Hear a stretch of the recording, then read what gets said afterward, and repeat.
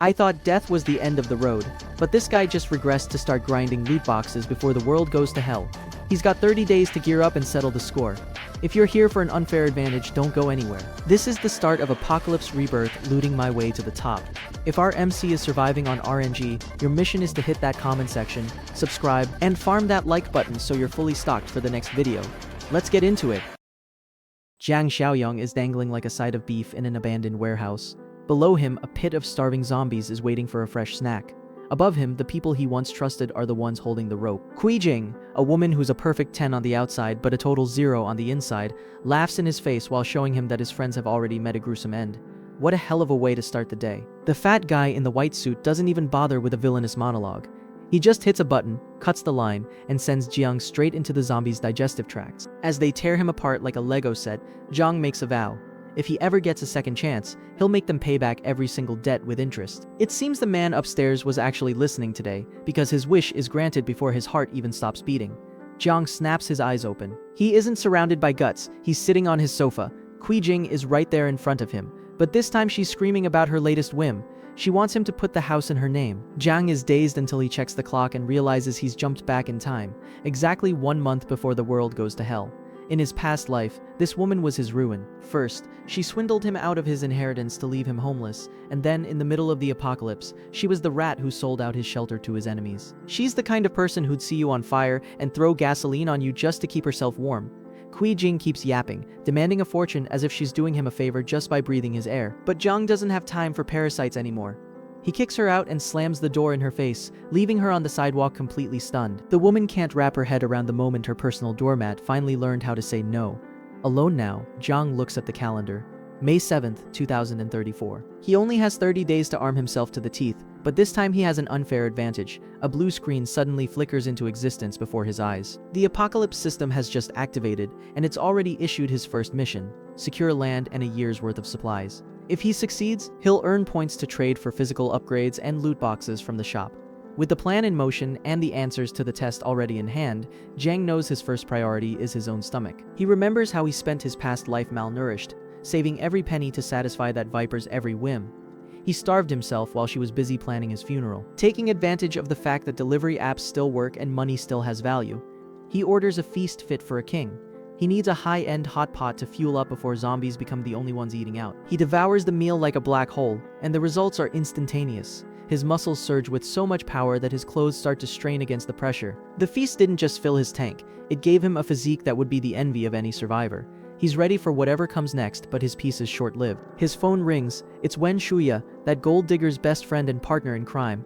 The woman starts screeching, calling him less of a man for not handing over his property. She even has the nerve to demand the deed to the house and an extra $1,000,000 just so they'll forgive him.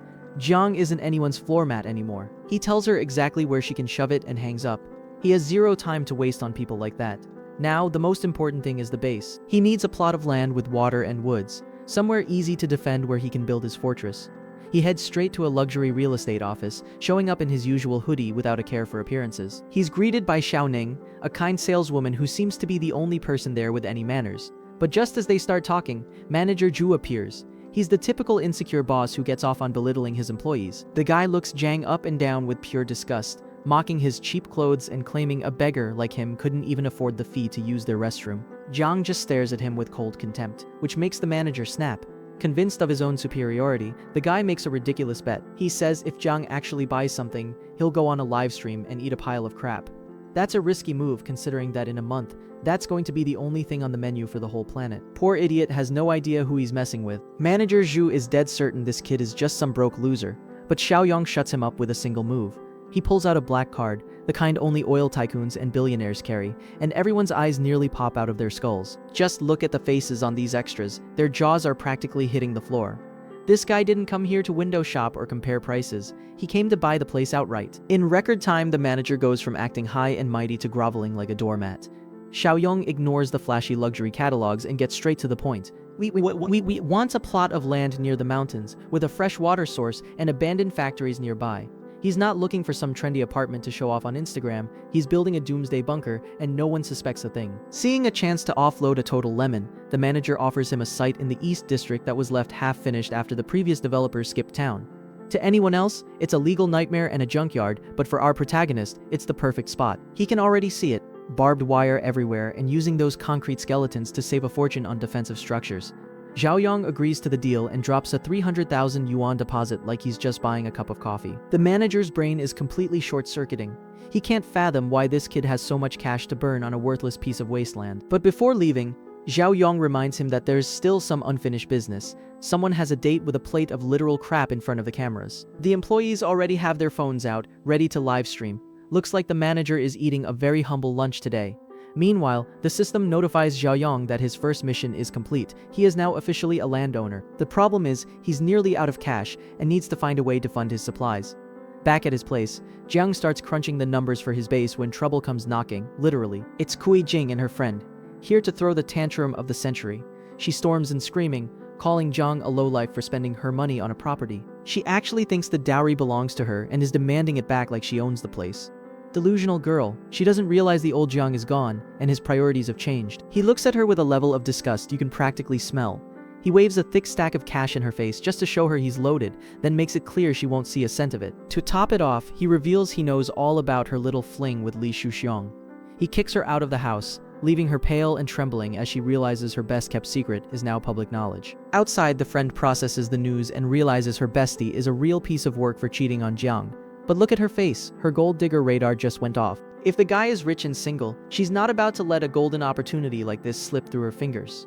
Jiang heads to the site to meet with Foreman Li. He doesn't want a standard warehouse. He wants a fortress, reinforced foundations, watchtowers, and bulletproof glass that can withstand anything. The foreman looks at him like he's an escaped mental patient and asks what kind of mobsters he owes money to need a stronghold like this. Jiang cuts him off. He wants the whole thing finished in 1 month.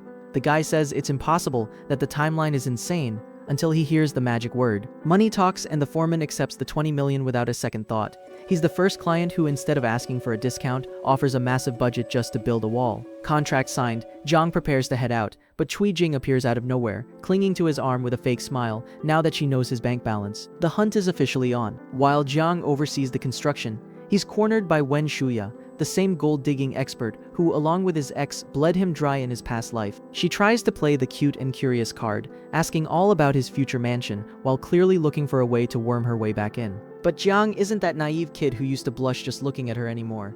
He shoves her aside, making it crystal clear that his life is none of her damn business. She's left frozen, stunned to realize her favorite puppet has finally cut his strings.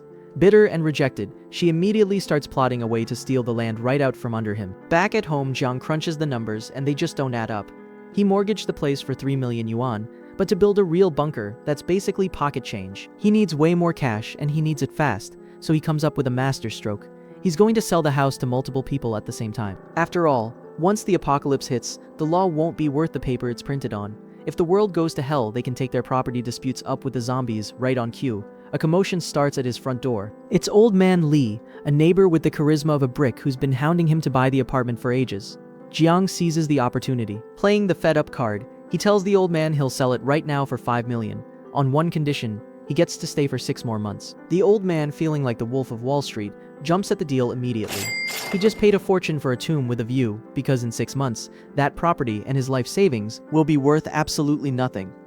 With 8 million in the bank, the system drops his first mission: gather a full year's worth of supplies. He heads to the supermarket and starts clearing the shelves while everyone else stares at him like he's lost his damn mind, laughing at the paranoid freak who thinks the world is ending. Let him laugh! In a few days, they'll be willing to trade a kidney for a can of expired tuna. Jiang completes the task, collects his 10 points, and goes straight for the protagonist's supply box. He knows these systems usually juice the first drop, so he spends his last points hoping for a miracle. The system doesn't disappoint, granting him a spatial ring, 500 cubic meters of storage where time stands still.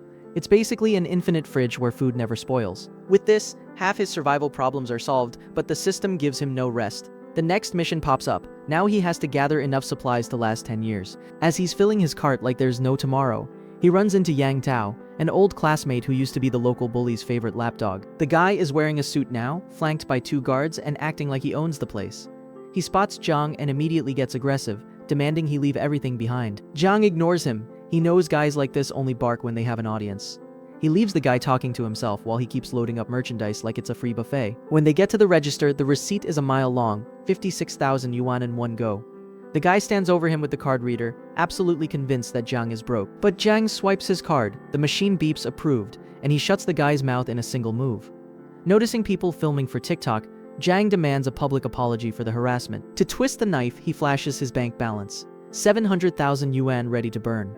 He promises that if the guy gives him a real heartfelt apology, he'll buy 10 times more than what's already in the carts. Yang Tao has no choice but to swallow his pride and bow his head in front of everyone. Turns out dignity has a price, and unfortunately for him, Jiang has plenty of change. Jiang finally lets go of Yang Dao's head after giving him a piece of advice that sounds a lot like a threat. Now that the kid has money, the hierarchy has flipped, the bully turned into a loyal poodle in record time. Seeing that his new best friend is looking to spend big, the guy suggests he stop wasting time with retail and talk to a real wholesaler. Jiang agrees, even though it's obvious these two have been skimming off the supermarket since day one. They head down to the warehouse, and the moment they arrive, a black car comes drifting in, nearly flattening them. That coward Yang Dao ends up eating dirt out of pure fright, but Jiang doesn't even blink at the pathetic display.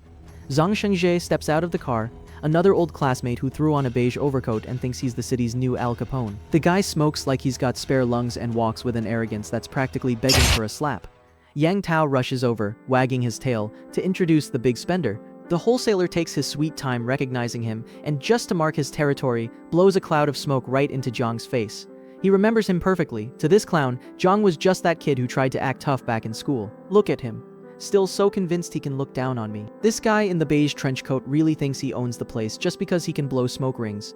He takes one look at Jiang's jacket and scoffs, immediately writing him off as some broke loser wearing a cheap knockoff.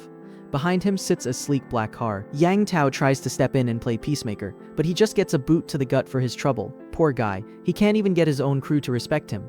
Jiang doesn't even flinch as smoke is blown directly into his face. He just mocks the guy's tough guy act, calling him an uneducated thug who wouldn't know real value if it hit him. That sets the big guy off. He lunges, grabbing Jiang by the throat and snarling that nobody is leaving this lot unless they buy a whole truckload of inventory. With ice-cold composure, the kid doesn't fight back. He just tells the thug to check his bank balance.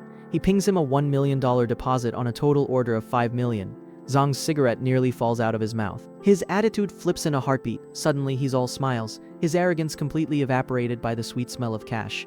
He leads Jiang into the warehouse. Being a total con artist, the wholesaler tries to offload a massive batch of food that expires tomorrow, offering a pathetic discount to sweeten the deal. Jiang sees right through the scam.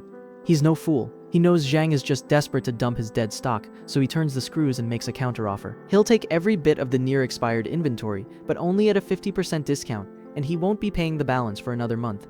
Jiang agrees, feeling like a financial genius. He has no idea that by the time that month is up, paper money will be better used for starting fires than buying goods. Jiang walks away, leaving the wholesaler convinced he just made the deal of a lifetime. Meanwhile, Jiang is already on the phone, finalizing the sale of his own house.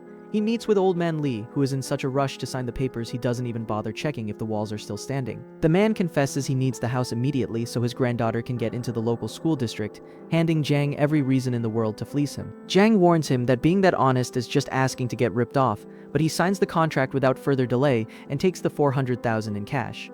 The old man leaves happy as a clam, unaware he just bought a tomb with a great school rating. Watching him go, Jiang can't help but think that with that kind of naivety, the old man and the girl won't last 5 minutes once the world goes to hell. Before the man disappears, Jiang asks for his current address, maybe out of a shred of pity, or maybe just to know where to look for him when things get truly ugly. From there, he heads straight to his warehouse to oversee the final renovations on his stronghold. The foreman assures him the essentials are done. They've installed reinforced steel doors and walls thick enough to belong in a military bunker. Jiang gives the signal and the trucks start rolling in. His workers begin filling the warehouse to the rafters with tons of food, carefully sorting the fresh produce from the non-perishables under his watchful eye. He knows all too well that in a few days, a single box of noodles will be worth more than a bar of gold. The moment the last crate is tucked away, the system pings with his reward. Supply mission complete, 20 points added to his account. Jiang notices a new option has appeared in the shop menu, and he immediately spends half his points on a skill called Mind's Eye. It's essentially a human trash detector, allowing him to see if the person standing in front of him is peaceful or just waiting for a chance to stab him in the back. The system doesn't give him a second to breathe before dropping the next task. Arm himself to the teeth. Perfect. That was exactly what he had in mind. As night falls, the kid heads straight for the black market. It's a total rat's nest where everyone's looking to scam you with plastic relics and tall tales. Scanning the crowd, he spots Liu Shousheng, the husband of that nightmare woman, Hui Jing. He's busy trying to haggle over a jade bracelet that's faker than a $3 bill. likely trying to make up for all the other things he can't get to work at home. Jiang doesn't even blink. He knows the guy is a clown getting played for a fool, but he's not here for cheap jewelry, he's looking for real steel. He stops at a blade stall and starts inspecting the inventory with zero patience for junk. The stall owner is some guy in camo who thinks he's Rambo but can't even pull off Rambito. He tries pushing machetes that wouldn't even cut through a loaf of bread.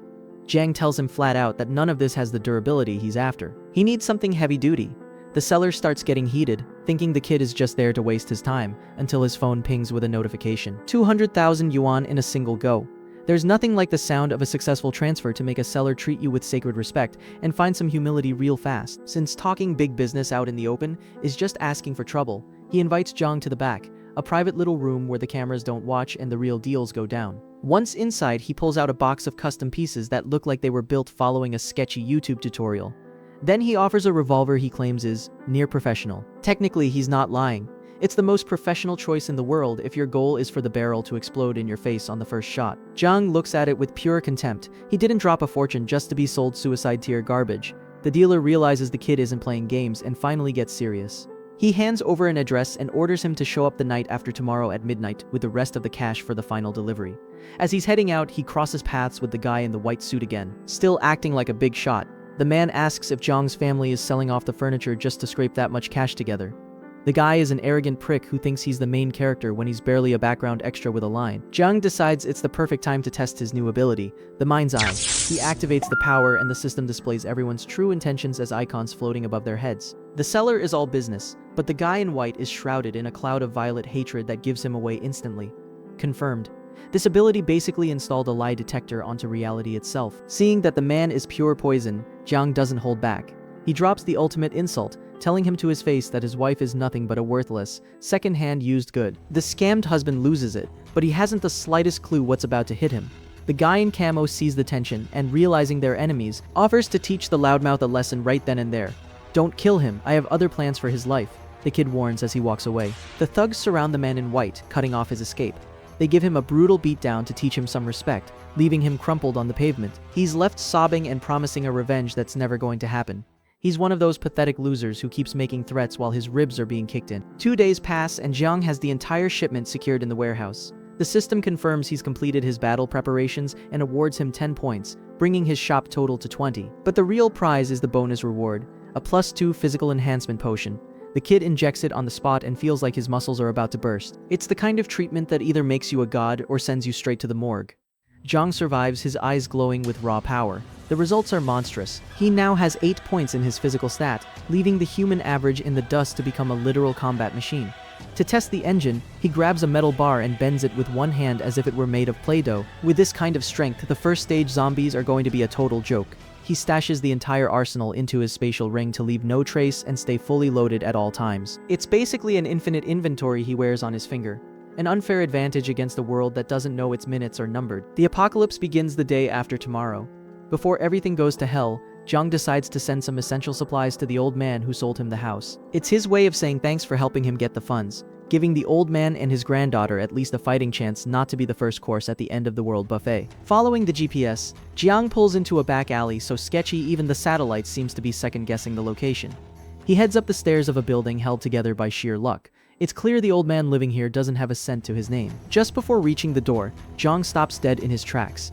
He can't exactly manifest supplies out of thin air in front of the guy unless he wants to give him a heart attack, so he activates the ring now. In the blink of an eye, the hallway is completely blocked by a mountain of crates and gear. The old man opens the door, already mid-sob about making rent on Monday, but the words die in his throat when he sees the massive wall of boxes towering over him. Jiang doesn't give him a second to process it, barking orders to get everything inside before some nosy neighbor starts asking questions. The kid hauls the heavy crates like they're filled with feathers. With his new physical enhancements, he's basically a human forklift.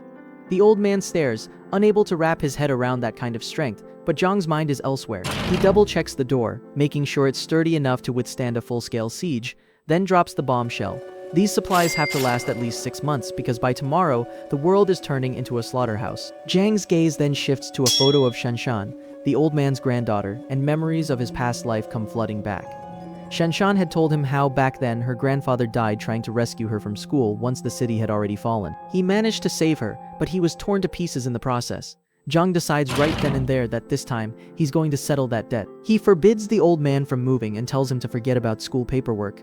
Tomorrow, grades are going to be worth less than toilet paper. The old man is completely lost, looking at Jiang like he's finally lost his mind. So Jiang asks him if he's ever known true hunger, the kind that drives a person insane. To prove this isn't some delusion, he makes the remaining boxes vanish with a flick of his wrist. The old man freezes, staring at the empty space.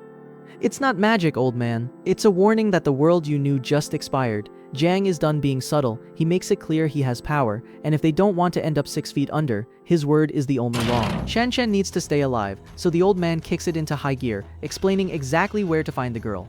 Every second they waste is one less chance they have of making it in time. Meanwhile, over at the school, Shanshan is having the worst lunch break of her life. The queen bee of the group, a budget Barbie who can't stand her crush looking at anyone else, has decided today is fight night. She delivers a stinging slap across Shanshan's face and starts kicking her with terrifying spite. Shanshan tries to reason with her, but trying to talk to a jealous bully is like trying to explain quantum physics to a brick wall. Her grandfather arrives just in time to panic, seeing his granddaughter crumpled on the ground, but the girl's brought backup. 2 low-rent thugs armed with a bat and a knife. The punks laugh at the old man, thinking he's an easy target, and tell him to stay out of kids' business. Too bad they didn't see who was stepping out of the car behind him. Jiang steps in, catching the swinging bat with one hand as if it were made of foam. He looks at them with pure disgust. These kids can barely walk, and they're already trying to play mobster. The one with the knife starts mouthing off, but Jiang shuts him up with a kick that rearranges his teeth and his priorities at the same time. The kid goes airborne, leaving his buddy frozen in place, realizing Jiang is definitely not just some random student. The guy with the bat tries one last desperate swing, but Jiang dodges it like the guy is moving in slow motion. He grabs him by the scruff of the neck and slams him into the asphalt with enough force to leave a permanent impression. The knife wielder tries to scramble up for a cheap shot from behind, but Jiang dispatches him with a casual blow without even breaking a sweat. In 10 seconds flat, both wannabe tough guys are out of commission. Jiang stands over them, then turns his gaze toward the bullies, who have gone from ruling the school to looking like deer in headlights.